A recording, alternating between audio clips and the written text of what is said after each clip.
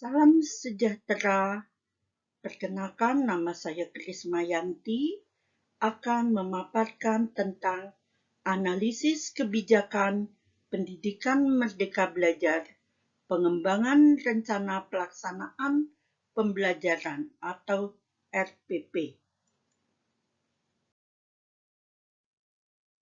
Dalam landasan RPP nomor 19 tahun 2005 pasal 20 mengatakan bahwa perencanaan proses pembelajaran meliputi silabus dan rencana pelaksanaan pembelajaran yang memuat sekurang-kurangnya tujuan pembelajaran, materi pembelajaran, metode pembelajaran, sumber belajar, dan penilaian hasil belajar.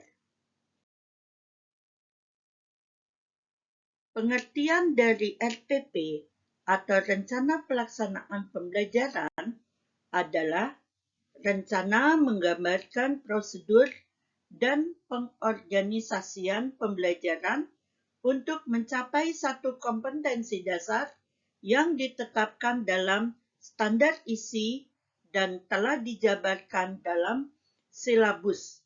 Lingkup rencana pembelajaran paling luas mencakup satu kompetensi dasar yang terdiri atas satu atau beberapa indikator untuk satu kali pertemuan atau lebih. Nah, dalam alur RPP terdiri dari SK dan KD, silabus, dan RPP. Apa itu SK dan KD? Adalah kemampuan untuk mencapai kompetensi inti yang harus diperoleh siswa melalui proses pembelajaran. Kompetensi dasar dikembangkan berdasarkan karakteristik siswa dan harus mengacu pada kompetensi inti yang telah dirumuskan. Silabus adalah rencana pembelajaran pada suatu dan atau kelompok mata pelajaran atau tema tertentu yang mencakup standar kompetensi untuk penilaian, alokasi waktu, dan sumber belajar. Sedangkan RPP atau Rencana Pelaksanaan Pembelajaran merupakan rencana kegiatan pembelajaran tatap muka untuk satu atau beberapa kali tatap muka. Tanpa perencanaan, guru tidak bisa melakukan proses pembelajaran dengan baik.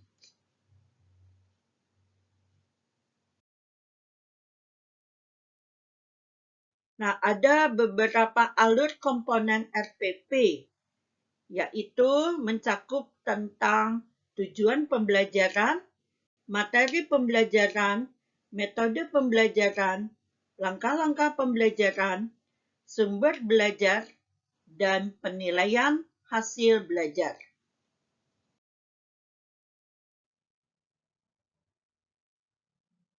Nah, langkah-langkah menyusun RPP ini ada 9. Yang pertama, mengisi kolom identitas. Kedua, menentukan alokasi waktu yang dibutuhkan untuk pertemuan yang telah ditetapkan. Ketiga, menentukan SK, KD, dan indikator yang akan digunakan terdapat pada silabus yang telah disusun. Keempat, merumuskan tujuan pembelajaran berdasarkan SK, KD, dan indikator yang telah ditentukan lebih rinci dari KD dan indikator. Pada saat-saat tertentu, rumusan indikator sama dengan tujuan pembelajaran, karena indikator sudah ditetapkan dan sehingga tidak dapat dijabarkan lagi. Kelima, yaitu mengidentifikasikan materi ajar berdasarkan materi pokok pembelajaran yang terdapat pada silabus. Materi ajar merupakan uraian dari materi pokok pembelajaran. Keenam, menentukan metode pembelajaran yang akan digunakan. 7. Merumuskan langkah-langkah pembelajaran yang terdiri dari kegiatan awal, inti, dan akhir. Kedelapan, menentukan alat atau bahan atau sumber belajar yang digunakan. Yang terakhir, yaitu yang kesembilan, adalah menyusun kriteria penilaian. Lembar pengamatan, contoh soal, teknik penskoran, dan lain-lain. Nah, dalam contoh format rencana pelaksanaan pembelajaran RPP, saya mengambil contoh dari mata pelajaran Pendidikan Agama Buddha dan Budi Pekerti, kelas 2 SD, semester ganjil. Pertemuan yang ketiga, alokasi waktu 2 kali 35 menit. Standar kompetensinya mengungkapkan peristiwa upacara pemberian nama dan asal-usul Pangeran Siddhartha. Kecerdasan, keingintahuan, cinta ilmu. Kompetensi dasarnya, siswa menjelaskan peristiwa upacara pemberian nama Pangeran Siddhartha. Kecerdasan, keingintahuan, cinta ilmu. Indikatornya yaitu membedakan dua pendapat dari 8 brahmana pada upacara pemberian nama Pangeran Siddhartha dengan kecerdasannya. Nah, lanjutannya yaitu di dalam RPP dicantumkan dengan tujuan pembelajaran, materi ajar, metode pembelajaran, dan langkah-langkah pembelajaran atau disebut dengan EEK, eksplorasi, elaborasi, dan konfirmasi, yaitu dalam pertemuan pertama 1. Kegiatan awal, 2. Kegiatan inti, 3. Kegiatan penutup. Dan pertemuan kedua ada kegiatan awal, kegiatan inti, dan kegiatan penutup.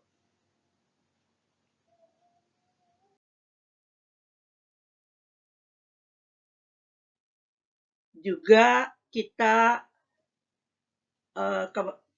siapkan alat atau bahan atau sumber belajar dan juga adanya penilaian. Nah,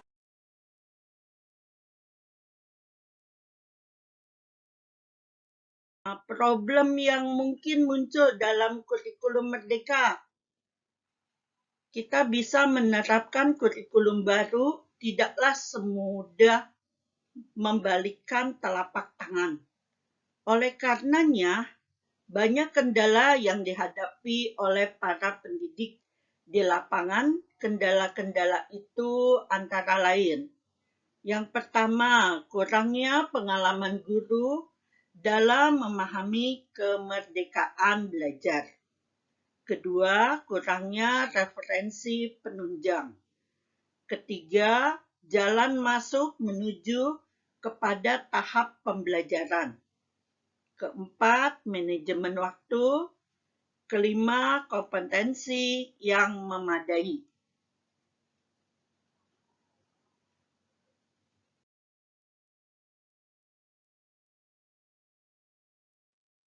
Nah, uraiannya sebagai berikut. Yang pertama, kurangnya pengalaman guru dalam memahami kemerdekaan belajar. yaitu belum semua para pendidik atau guru memahami teknologi, seperti menggunakan laptop atau menyediakan dalam bentuk PPT. Mungkin hanya sebagian kecil guru yang tidak mengalami permasalahan dalam mempelajari kurikulum merdeka. Guru belum mampu berubah mindset lama dalam memberikan pendidikan kepada siswanya. Yang kedua yaitu kurangnya referensi penunjang. Masih sedikitnya bahan bacaan penunjang pendidikan, baik untuk guru maupun untuk siswa. Belum semua guru mendapatkan pelatihan dan bimbingan untuk memahami kurikulum merdeka.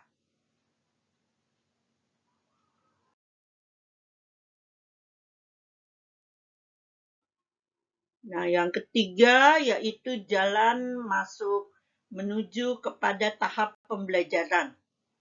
Jaringan internet merupakan salah satu jalan masuknya ilmu pengetahuan yang dilaksanakan secara daring atau online, apalagi pada masa pandemi yang pernah kita lalui belum lama ini.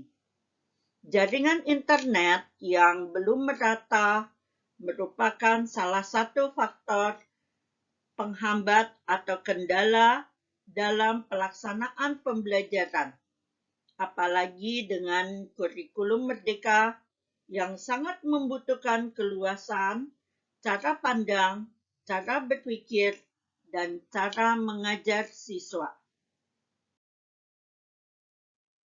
Mengatur waktu. Dalam mengatur waktu pembelajaran, guru perlu menyesuaikan diri dengan penerapan kurikulum baru. Terlebih, guru yang memegang mata pelajaran lebih dari satu atau guru yang mengajar di beberapa sekolah. Sangat diperlukan pengaturan waktu secara bijak agar tidak ada satu pihak pun yang dirugikan. Dengan kata lain, berhasil pendidikan kepada siswa dan juga memacu semangat guru memberikan pendidikan. Yang kelima yaitu kompetensi yang memadai. Minimnya pemahaman akan kurikulum merdeka dan kurangnya pengetahuan akan teknologi dan perkembangannya bisa jadi akan menjadi penghambat terlaksananya pengembangan kurikulum merdeka. Nah,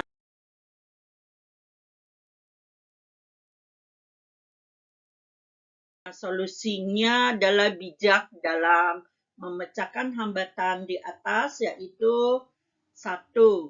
Memberikan motivasi kepada guru untuk mau belajar teknologi yang saat ini dipergunakan atau komputer. 2. Solusi minimnya wawasan mengenai kurikulum merdeka adalah dengan cara searching berbagai macam informasi baik di media sosial maupun internet. 3. Mengadakan bimbingan pendidikan dan pelatihan kurikulum merdeka bagi guru yang belum pernah mengikutinya. 4. Mendorong instansi terkait, baik pemerintah ataupun swasta, untuk menerbitkan buku-buku penunjang pembelajaran. Kelima, berikan bimbingan kepada para guru tentang pembagian waktu belajar, dan kegiatan penunjang sekolah. Demikianlah sharing tentang pendidikan dari saya. Terima kasih.